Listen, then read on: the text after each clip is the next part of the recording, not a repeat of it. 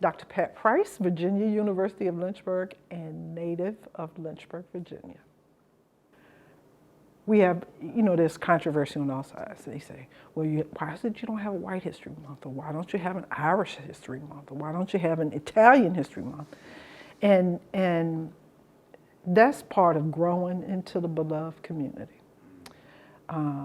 These groups of people have been in America since America was started. Somehow we have not mastered how to have intentional and genuine enough conversations to get past all of those labels. Now, I totally understand about celebrating Black History Month. One, because I grew up in a segregated elementary school. And so I grew up in one of the poorest neighborhoods in town. So that was a way for our teachers to be able to not circumvent the system, but enhance the educational system and to educate us about our heritage. And so for Black students like me, when I was growing up, that was just great to be able to do that. There are no history books that proclaimed you talked about any significant Black people in a meaningful way. And so, and it wasn't even a month then, it was just a week. And so you had to cram all of that in a week. The rest of it we lived every day.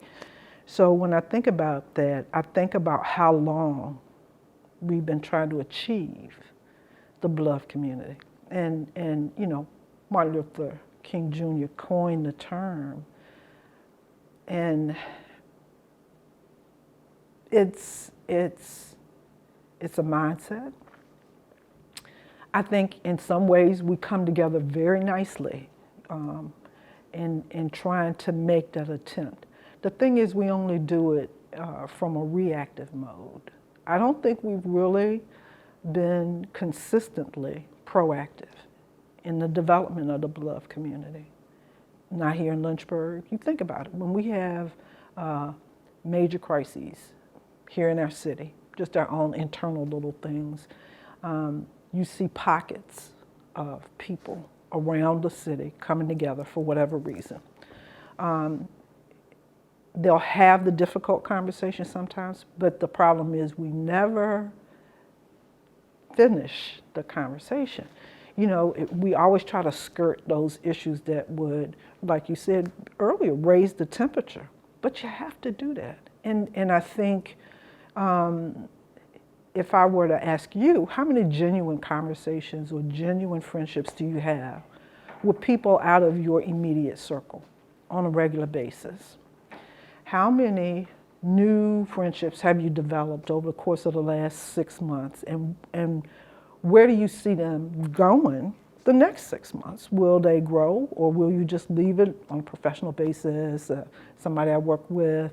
Will it be you want to go to a movie, you want to go to see the Dance Theater Harlem when it comes to the Academy and just hang out, one evening or something like that?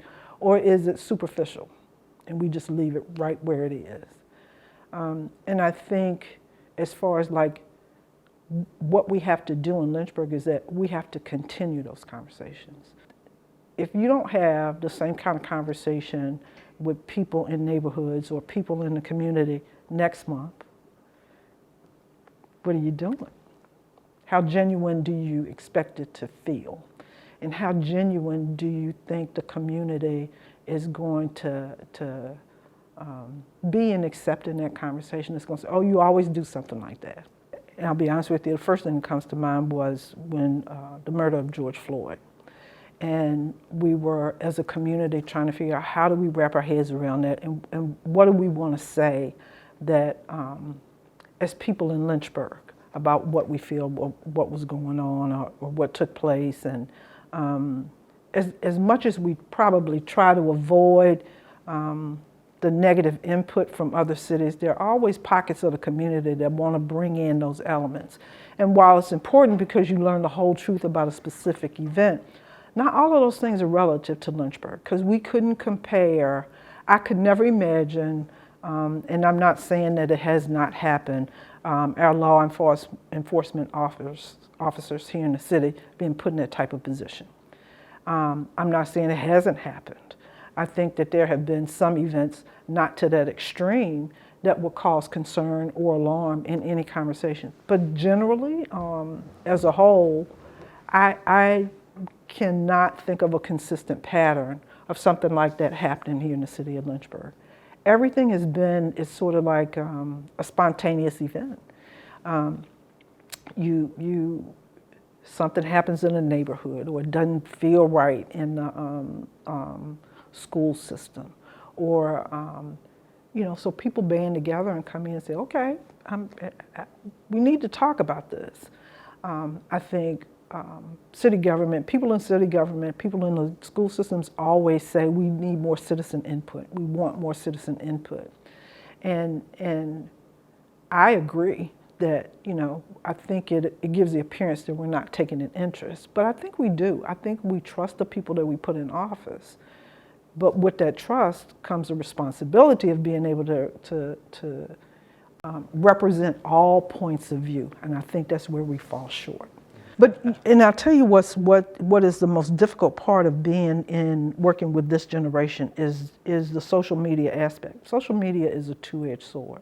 It's really, really good and it's really, really bad. And I think if we're honest, we can see where different forms or different groups of community have been materialized or formed because of social media. But in order for the real conversation to take place, you gotta leave social media and sit face to face. You can't have me texting you back and forth. It sends all kinds of messages, both good and bad. When you're sitting here looking me eye to eye, that's something else. If things get heated, you know when they're heated, and you know what to do to bring that temperature down, just like we were saying. But you can't do that talking on the phone. You can't do that all the time. You can't do it in a Zoom meeting all the time. You can't do it on TikTok, Snapchat, Facebook. You can't do it. You have to have human interaction. And I think that's why humanity exists. It's because we're supposed to interact with people. I think that was God's intention for us, for us to be able to connect on that level. All other things are just tools, but you have to know when to put the tool down. I think that Lynchburg in general is basically a very respectful community, and it's not like us to go all one way, all to the left or all to the right. I think we do a fairly good job of kind of striking that balance that we need to have.